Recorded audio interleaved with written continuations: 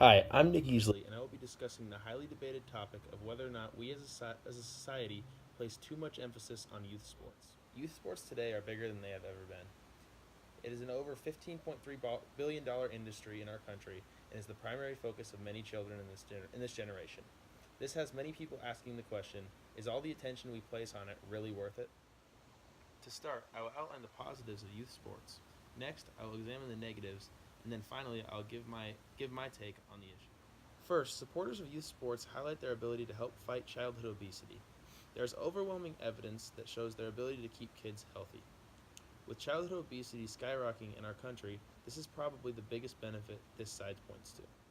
With the rising popularity of video games, television, social media, and other indoor activities, children are no longer as active as they once were. This inactivity leads to health problems, which ultimately leads to expensive medical treatments. Supporters believe youth sports benefit not only the children directly involved, but also society as a whole. Another benefit of youth sports that supporters point to is their ability to improve children's ability to solve problems and coexist with others who may not always see issues the same way as them. Also, youth sports brings together children from a variety of backgrounds and allows them to gain valuable experiences that will benefit them later in life. Also, supporters believe that youth sports improves gender relations. At one time, youth sports had an extremely low participation rate by girls. Over time, these rates have risen dramatically. Supporters claim that this has led to girls feeling a sense of empowerment and has helped improve their confidence from a young age. On the other hand, there are many people that believe that the negatives of youth sports outweigh the positives, and we as a society should place less of an emphasis on them. To begin, this side points to the fact that youth sports has become so much about winning that the fun has been taken out of the game. They claim that this extreme focus on winning and also individual accomplishments has gone overboard. They say that this causes kids who do not win or receive these individual awards to believe that they are not good enough and encourages them to quit the sports that they would otherwise stick with.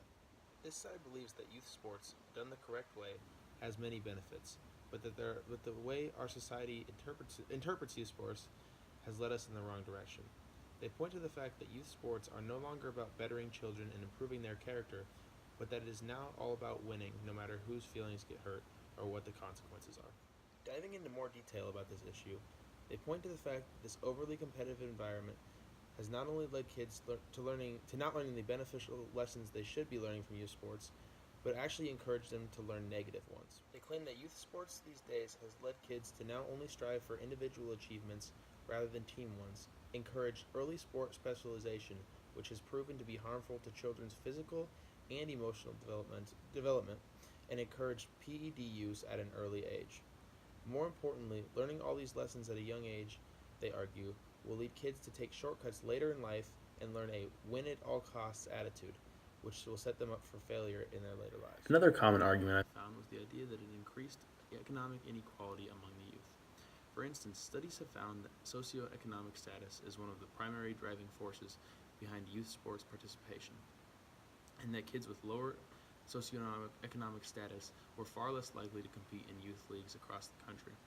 Especially as the corporatization of youth sports increased and has grown and grown in our country, it is increasingly harder for poor children to play at the same level as rich kids. A great example of this is Little League Baseball and AAU basketball. Travel teams that cost hundreds and sometimes thousands of dollars to be a part of have left many children behind because they simply cannot afford to play. Or in the example of AAU basketball, to be left with only the option of taking money illegally from a coach or from a booster so they can be a part of the team, which puts them in danger of being taken advantage of or getting in trouble later down the line. So basically, the more and more serious youth sports in our country get, the more opportunities for rich kids grow, and the more they shrink for poor kids. So finally, after hearing and considering all of this evidence, I have come to a conclusion about my stance on this issue. I tried to approach this with as open of a mind as I could. As someone who was heavily involved in youth sports as a child, I really feel as though they can be extremely beneficial to all kids involved. However, I can certainly see how some would view them as harmful because of the way they can provide kids with encouragement to cheat or cut corners. Personally, I have seen this firsthand.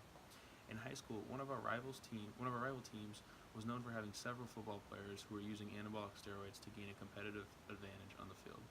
Because of this, they got caught and got in trouble and ended up being suspended for an entire season. Also, one of the kids that I know ended up with a very serious hamstring injury that was likely the result of his muscles growing too strong and too fast from the drugs. Likely, they only used these drugs to gain a competitive advantage because of the pressure they felt from their parents, coaches, or peers. While this is a very unfortunate case that cost these kids a whole lot, I personally see how much youth sports helped me. I know for a fact they helped me become a better and more hardworking kid. Many of the things my coaches taught me in middle school or elementary school stick to me till this day. My coaches encouraged me to be very resilient when I failed and to always believe in myself, two things that I carry with me even now as a Division I football player in the Big Ten. An example of this would be during this season. In the Illinois game this fall, I suffered 2 broken ribs after I took a late hit. It was very painful, but I was able to fight through it and keep playing. I remember drawing on my experience playing through a serious ankle injury in high school, and how one of my coaches would always tell me that you will thank yourself for this later, and that you must push through uncomfortable, painful situations if you truly want to have success. The courage he instilled in me in high school is what I drew on, and what I credit for allowing me to play through this injury this fall. Considering all this evidence, I still for the most part believe youth sports and how we approach them in our society is largely a positive thing for our children, but it can affect different kids in different ways.